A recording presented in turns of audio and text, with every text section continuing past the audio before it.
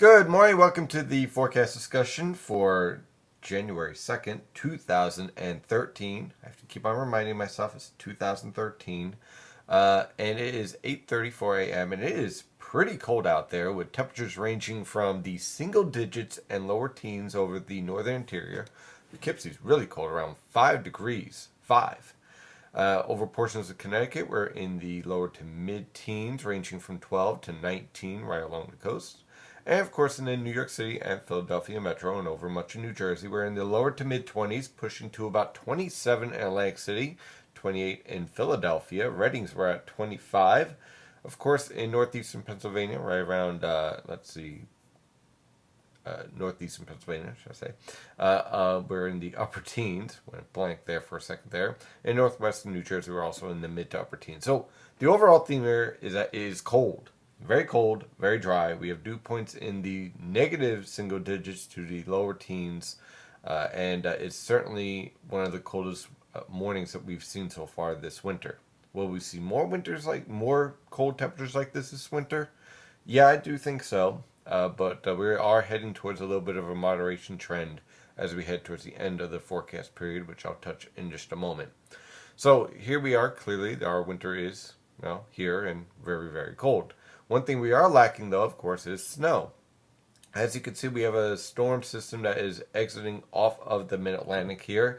It is being suppressed by this Arctic air, and therefore no precipitation whatsoever can be expected over the northern mid-Atlantic. Aside from a few isolated flurries, we do have some lake effect snow here.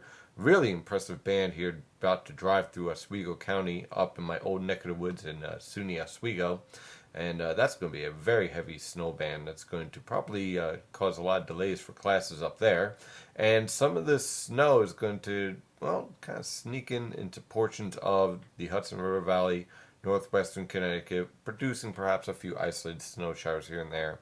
And we're also starting to see a little bit of that over portions of Lake Ontario and Lake Erie here that are going to try to potentially move through the region with a few isolated snow showers.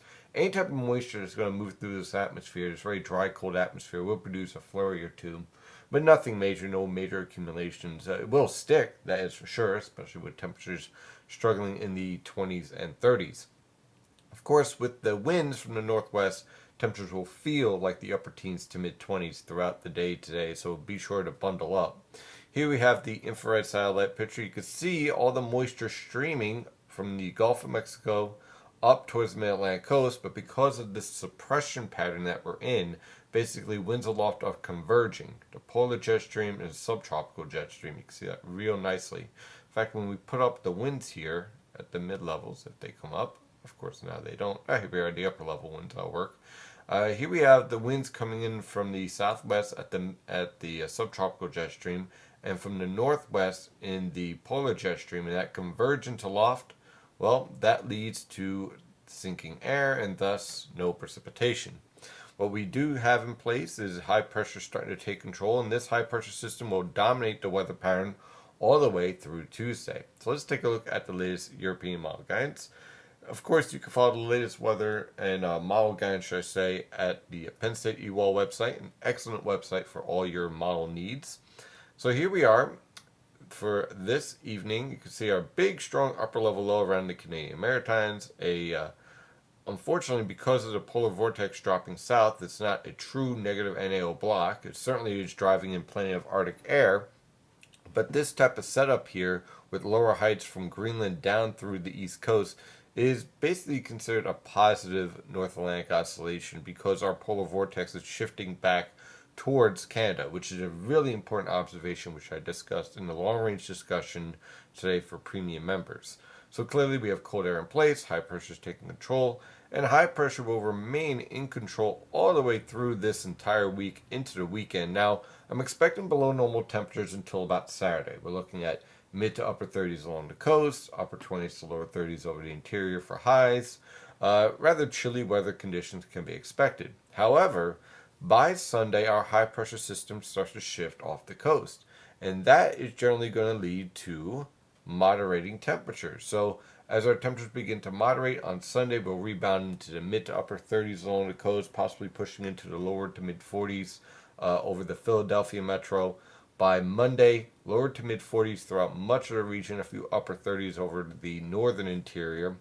And that's going to remain in place through Tuesday as well, with very tranquil and comfortable weather conditions. Now, for those of you worried about winter being over, you're taking a look at this and you're saying, oh my God, winter's over, it's the end, we're done, right? Well, no, not exactly. What we have here is a redevelopment of the polar vortex, and we're also seeing a shift in our weather pattern as far as trying to handle all the changes happening right now, which I discussed in depth in the long range discussion for premium members. What we'll see moving forward is that this starting to split. And this split causes a lot of activity to develop over the mid latitudes where we happen to live.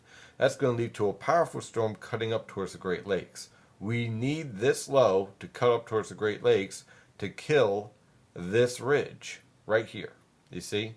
You can't just make it disappear. You have to have a trigger in order to make it disappear. So as the pattern is starting to change, it's relaxing, reloading, resetting. The important observation here, which is far different from last year when people run around saying it's the same thing as last year. Last year, the lowest heights, the polar vortex, was over Europe and Asia. This year, it's over North America. And that is a key distinction because it's a heck of a lot easier to drive a cold, stormy pattern, or let's just say a stormy pattern, over the eastern United States with the polar vortex on your side of the northern hemisphere than the other side of the northern hemisphere. So you see that the polar vortex is redeveloping over portions of the Hudson Bay. That's a very important and very interesting development as we start to see Arctic air and polar air invading initially the Rockies and the northern plains. But you can see where we're moving here. We're moving towards this polar Arctic air mass, basically taking over the entire country. It's moved beyond the 12th of January. So changes are underway, very interesting ones at that, and no, winter is not over. Finally, one little tidbit of information for you if you're really, really concerned about winter storms, and you premium members reading the discussion today will pick up on this. Look at our powerful storm starting to develop around the Aleutian Islands. That is your forecast discussion for today. Of course, I'm your meteorologist, Stephen DiMartino. You can follow the latest weather information at nynjpaweather.com and nynjpaweather on Twitter and Facebook. Have a good day. Stay safe out there.